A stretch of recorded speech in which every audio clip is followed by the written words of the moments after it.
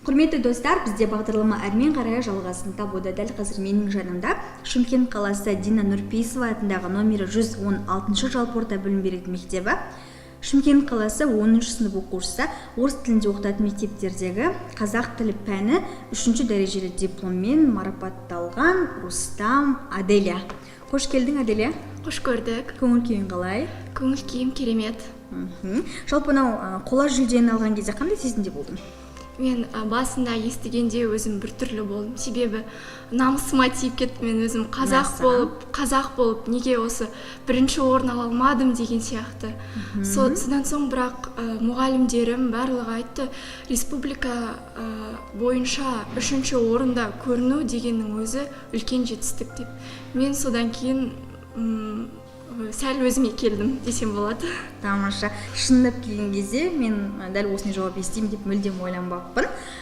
Жалпы Аделия, алдағы уақытта дәл осы қазақ тілі пәнін әрмен қарай жалғастыру жоспарда бар ма?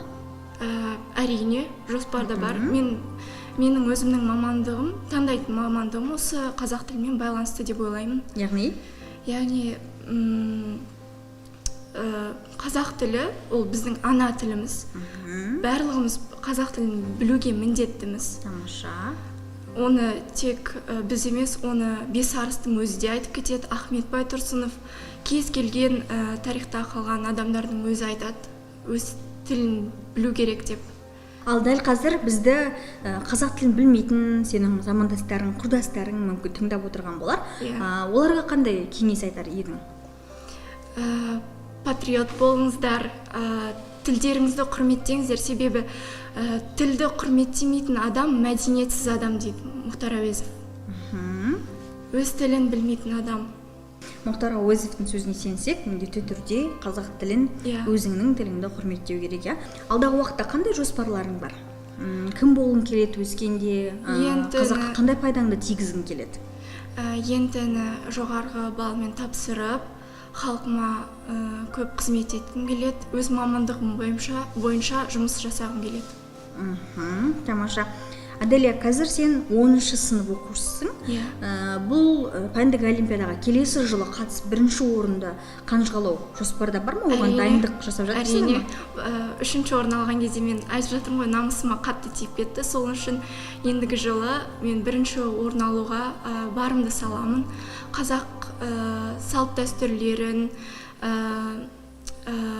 қазақ халқының тұрмыс тіршілігін барынша зерттеп, бірінші орын алуға тырысамын. Тамаша. Жалпы өзің, Аделия, қазақ тілі бойынша, әдебиеті бойынша қандай жарыстарға қатысып жүлделі орындар алып жүрсің? Бұл уақытқа дейін мен қатысқан жоқпын бұндай олимпиадаларға. Бұл менің ең үлкен бірінші олимпиадам. Осы олимпиададан үлкен жетістікке жеткеніме мен жалпы өте қуаныштымын.